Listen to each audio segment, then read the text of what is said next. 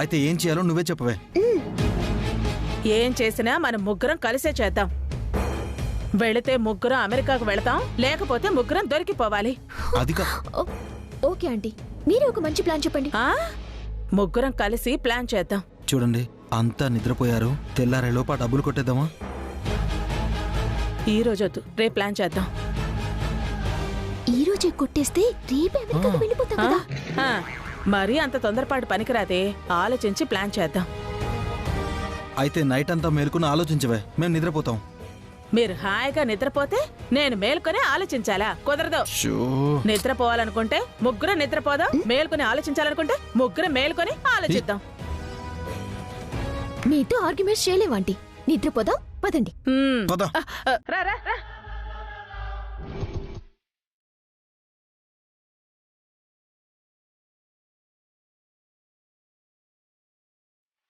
ఇదివరకు ఎన్నడూ లేనిది ఇంట్లో దొంగలు పడ్డమేంటి? ఇంట్లో డబ్బున్న విషయం దొంగలకెలా తెలిసింది?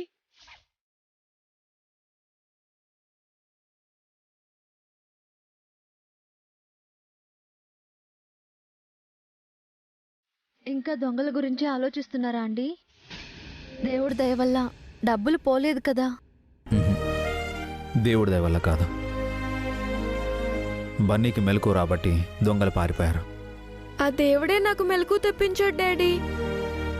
అయినా ఇంట్లో ఇంతమంది ఉండగా దొంగలు ఎలా వచ్చారండి?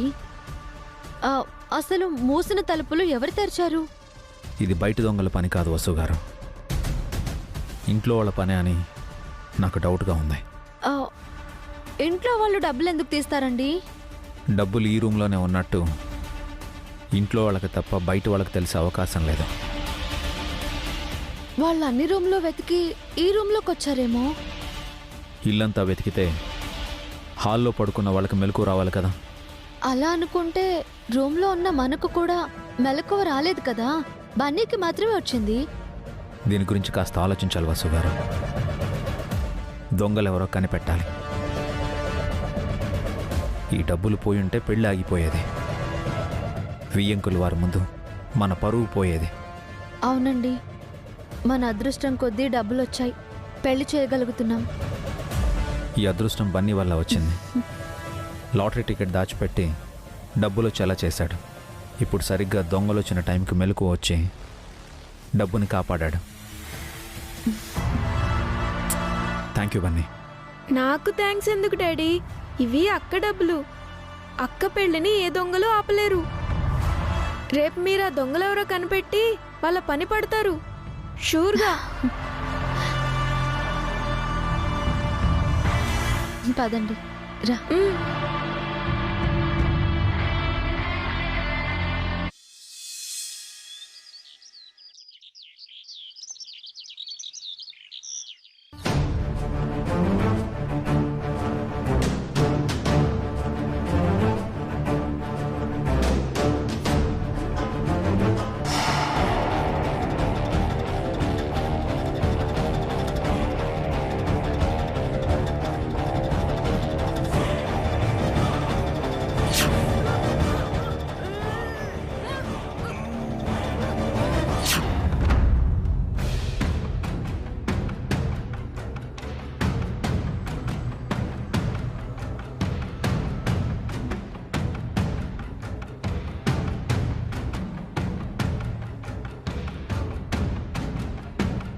ఏమైంది అఖిల్?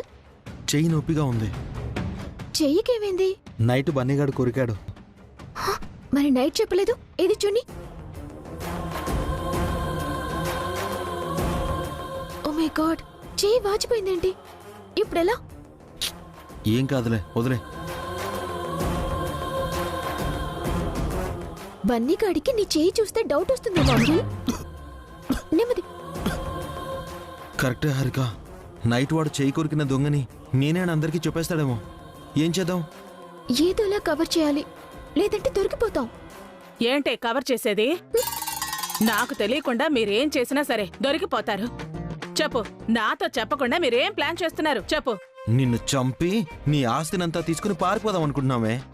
నా దగ్గర ఆస్తి ఎక్కడుందిరా? కదా, మరెందుకు మా పైన డౌట్ పడుతున్నావు? అంటే మళ్ళీ నైట్ లాగా నాకు తెలియకుండా మీరేదో ప్లాన్ చేస్తున్నారేమోనని. నైట్ చెప్పాను కదా ఏం చేసినా ముగ్గురం కలిసే చేయాలని. మీ హ్యాండ్ ఇలా ఇవ్వండి. ఎందుకే జాతకాలు చూస్తావా? ఆ, ఆ, ఆ. మ్,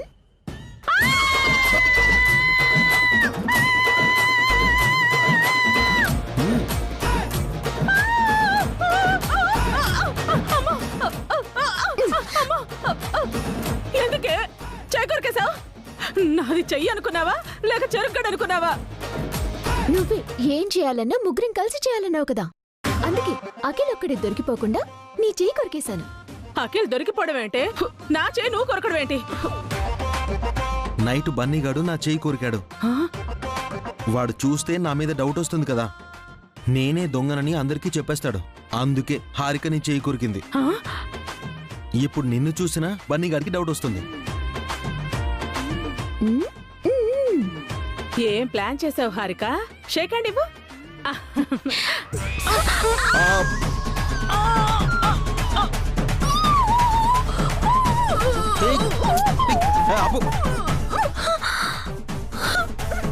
నా చేయి కొరికారు. ఏం చేసినా ముగ్గురం కలిసి చేయాలి కదే. మా ఇద్దరి మీదే డౌట్ వస్తే ఎలా? అందుకే నీ చేతికి ఘాటు పెట్టేశాను.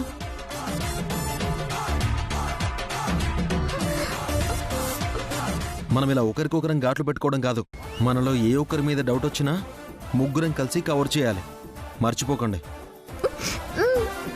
సరే. కాఫీ తీసుకోండి మావయ్య. తీసుకోండి అత్తయ్య. Thank you Pavani. అయ్యో, శ్రావ్య లేకుండా ఎలా వస్తాం? తప్పకుండా అందరం వస్తాము. ఉంటానండి. అబ్బాయి వాళ్ళు ఫోన్ చేశారు అత్తయ్య. గుడికి బయలుదేరారా లేదా అని అడుగుతున్నారు. మాదే ఉందమ్మా, మేము 2 నిమిషాల్లో రెడీ అయిపోతాం. అక్క, శ్రావ్య ఎక్కడా? తనని తప్పకుండా తీసుకురమ్మన్నారు. శ్రావ్య రెడీ అవుతోంది వసు. వెళ్ళి త్వరగా రెడీ చేయి పావని. ఇంతకీ అఖిల్ వాళ్ళెక్కడా?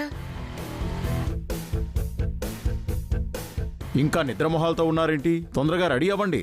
దేనికి రెడీ అవ్వాలి నాన్న? మగపెళ్లి వాళ్ళు గుళ్ళో సీతారాముల వారి కళ్యాణం జరిపిస్తున్నారట. మనల్ని రమ్మని చెప్పారు. ఇప్పుడు కళ్యాణం ఏంటోదనా? పెళ్ళయ్యాక సత్యనారాయణ స్వామి వ్రతం కదా చేస్తారు. పెళ్లికి ముందు సీతారాముల కళ్యాణం జరిపించి కంకణాలు కట్టించటం వాళ్ళ సాంప్రదాయం అంట పిన్ని. త్వరగా రెడీ అవ్వండి, బయలుదేరదాం. 1 మినిట్ బాబాయ్.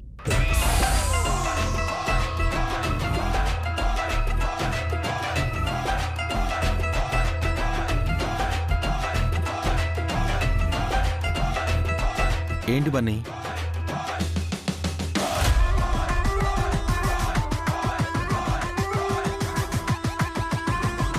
మీ చేయికేంటి బాబాయ్ ఆ పంటి కాట్లు?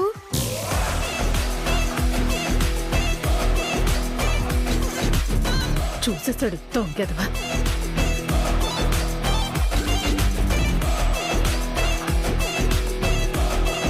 అవునరా, నీ చేతికేంటి ఆ పన్నుకాట్లు? అది నైటు. ఏంట్రా నసుగుతున్నావు? ఏమైంది? నైట్ అప్పుడు నా చెయ్యి ఒకడు కొరికాడు నాన్న. రాత్రి నేనే దొంగ చేతను కొరికాను.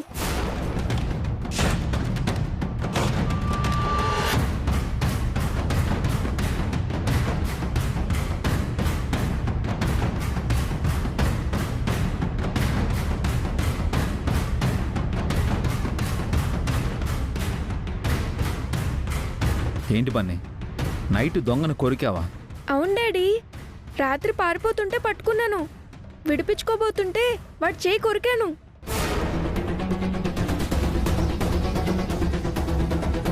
బన్నీ కొరికింది నీ చేతిన అఖిల్? కాదమ్మా, కాదు. నువ్వే కదరా చెప్పావు రాత్రి నీ చేతిని ఎవరో కొరికారని.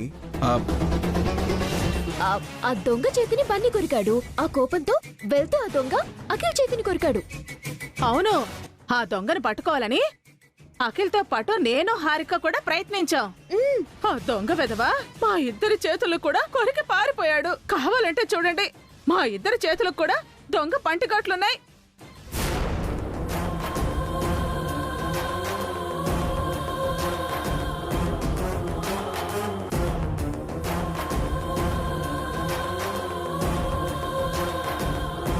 మరి ఈ విషయం రాత్రే చెప్పుండొచ్చు కదా వదినా. చెప్తే మీరు కంగారు పడతారని చెప్పలేదమ్మా. ముగ్గురు కలిసి ఒక దొంగని పట్టుకోలేకపోయారు. దేనికి పనికొస్తారా మీరు? త్వరగా వెళ్ళి రెడీ అవ్వండి. ఆలస్యం అయితే వియంకులతో మాటొస్తుంది.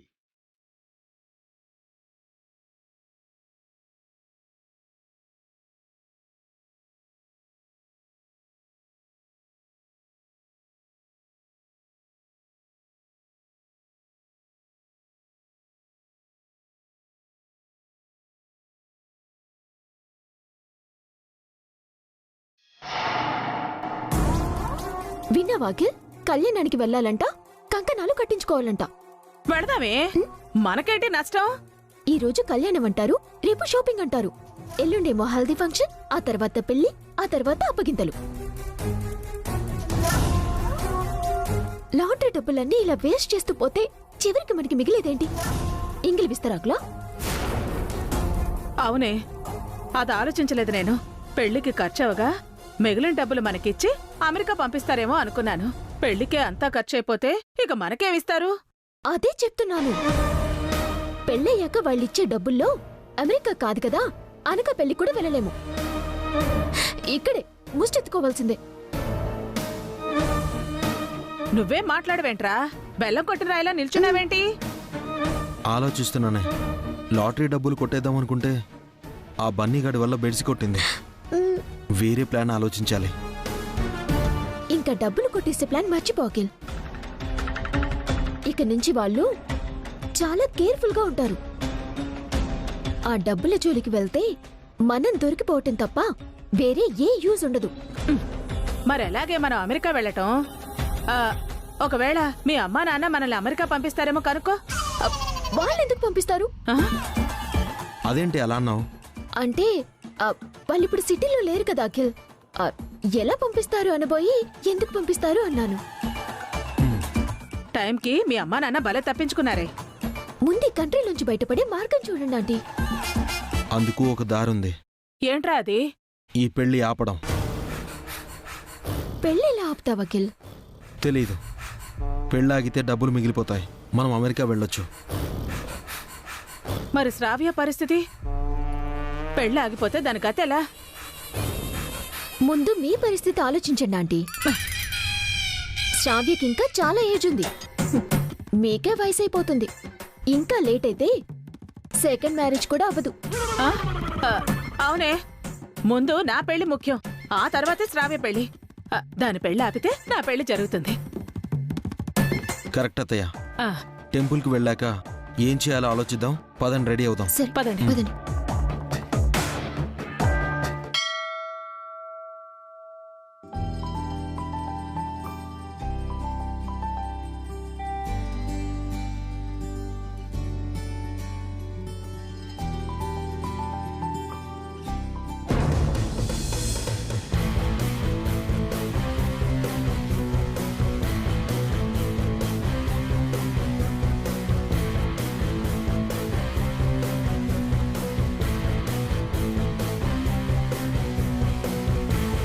పెళ్లి కూతురు వాళ్ళు ఎక్కడ అంకుల్?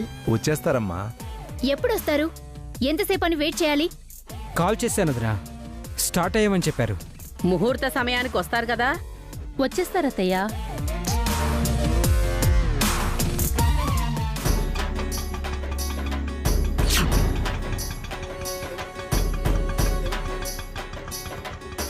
అదిగో వచ్చేశారు.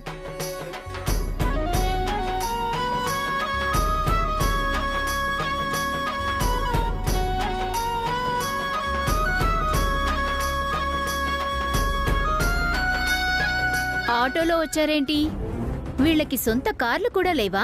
ఒకప్పుడు వాళ్ళు బాగా బతికిన వాళ్లేనమ్మా, ఇప్పుడు కాస్త చితికిపోయారు. మా తాతలు నేతులు తాగారు, కావాలంటే మా మూతులు వాసన చూడండి అంటే ఏ ఉపయోగం మహేంద్ర? అలా అనకండి అత్తయ్య, పాపం వాళ్ళు చాలా మంచివాళ్ళు. మా డాడీ ఇప్పుడు ప్రాణాలతో ఉన్నారంటే ఆ ఫ్యామిలీలోని అభిరామ్ గారే కారణం ఉన్నానమ్మా. కొంపదీసి ఆ రీజన్తోనే ఆ శ్రావణిని లవ్ చేసావా ఏంటి?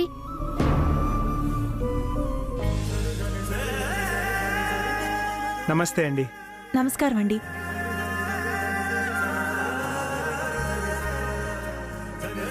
సారీ అండి, కాస్త లేట్ అయింది. It's okay Abhiram.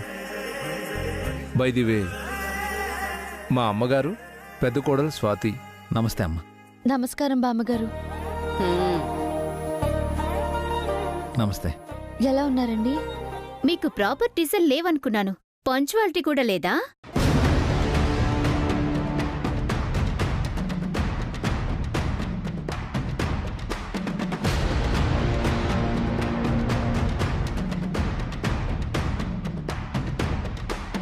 ముహూర్తం కంటే ముందే వచ్చారు కదా స్వాతి. ఎవరే ఇది? నీలాగే సోర్పడకలా ఉంది. మరి నువ్వేంటి కైకేయా? మీ మామగారు అత్తగారి ఆశీర్వాదం తీసుకో శ్రావ్య.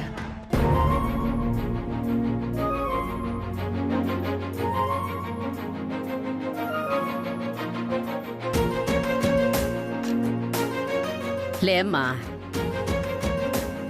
లక్షణంగా ఉన్నావు. ఆకారం మాత్రం ఉంటే సరిపోతుందా? ఆస్తిపాస్తులు కూడా ఉండాలి కదా.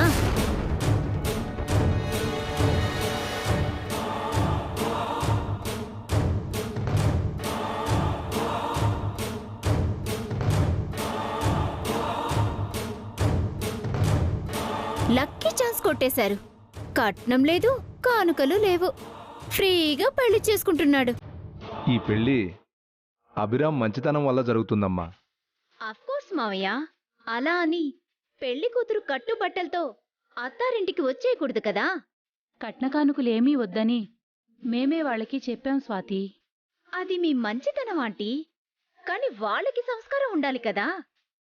ఇవాళ రేపు గుడిసెల్లో ఉండేవాళ్ళు కూడా తమ పెళ్లి గ్రాండ్గా చేసుకుంటున్నారు.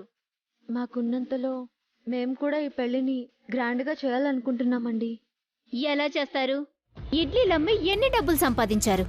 ఇలాగే గుళ్ళో తాళి కట్టించి మామ అనిపిస్తారు, అంతేగా? అలా చేయమమ్మా, పెళ్లి గ్రాండ్గానే చేస్తాం.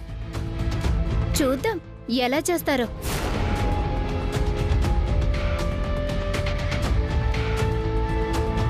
అది మాట్లాడుతుంటే రాళ్లతో కొట్టినట్టుంది. ఏం మనిషి అది? రాతి మనిషి. చూడమ్మా, మీ అత్తయ్య మామయ్యలు ముందే అన్ని విషయాలు మాట్లాడారు. ఇప్పుడిలా మాట్లాడడం ఏం బాగాలేదు.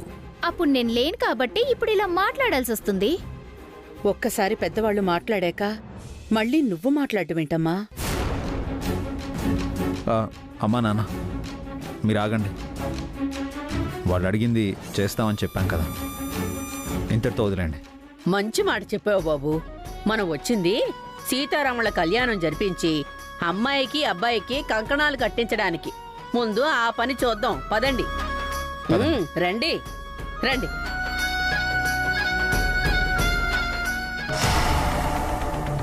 ఇప్పుడు కళ్యాణం చేస్తానంటున్నారేంటి అఖిల్?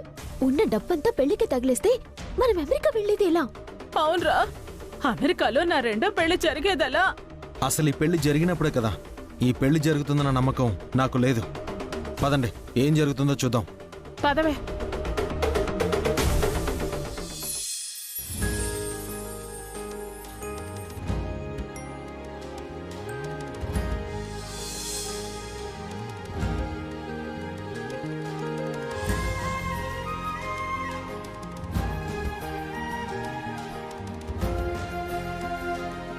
అందరికీ నమస్కారం. నమస్కారం పంతులు గారు. అందరూ వచ్చినట్టేగా? అందరం వచ్చాం పంతులు గారు. అయితే కళ్యాణం మొదలు పెట్టొచ్చు అన్నమాట. మీదే ఆలస్యం పంతులు గారు. అయితే వెంటనే కళ్యాణం మొదలు పెడదాం. మీలో దంపతులు ఎవరైనా వెళ్ళి గుళ్ళో ఉన్న ఆ కళ్యాణమూర్తులను తీసుకురావాలి. నేను మా ఆయన వెళ్ళి తీసుకొస్తాం. ఉండవే, అది మగ పెళ్లివారు జరిపించే కళ్యాణం, మనకెందుకు? అభిరామ్, మీరు వసుంధర వెళ్ళి కళ్యాణమూర్తులను తీసుకురండి. వాళ్ళెందుకు అంకుల్? ఇది మనం జరిపిస్తున్న కళ్యాణం కదా. దేవుడు పెళ్లి జరిపిస్తున్నది మనమే అయినా అసలు పెళ్లి జరగడానికి కారణం వీళ్లే స్వాతి. దేవుడు పెళ్లి కూడా వీళ్ల చేతుల మీదుగా జరిపిస్తే బావుంటుంది. లేదండి, మీరు సారు వెళ్ళి తీసుకురండి. మీ దంపతుల మనసు చాలా మంచిది అభిరామ్. మీ చేతుల మీదుగా జరిగితే చాలా బాగుంటుంది, కాదనకండి. వెళ్ళభి. వెళ్ళు వసు. వెళ్ళండి వసు. వెళ్ళండి అభి. పదండి వసు గారు. డాడీ నేను వస్తాను. సరే రా.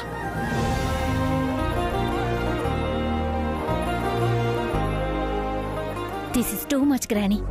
మనం జరిపిస్తున్న కళ్యాణం మా చేతుల మీద కదా జరగాలి. అవునే, కానీ మీ ఆయన ఆఫీస్ పనుందని కళ్యాణానికి రాలేదు కదా. వచ్చుంటే మీ దంపతుల చేతుల మీదుగానే కళ్యాణం జరిపించేవాళ్ళం. ఇది అచ్చం నీలాగానే ఉంది. నీ నోట్లోంచి ఊడిపడినట్టుంది. అవునవును, ఆ పక్కనున్న బామ్మ నీ నోట్లోంచి ఊడిపోతున్నట్టుంది.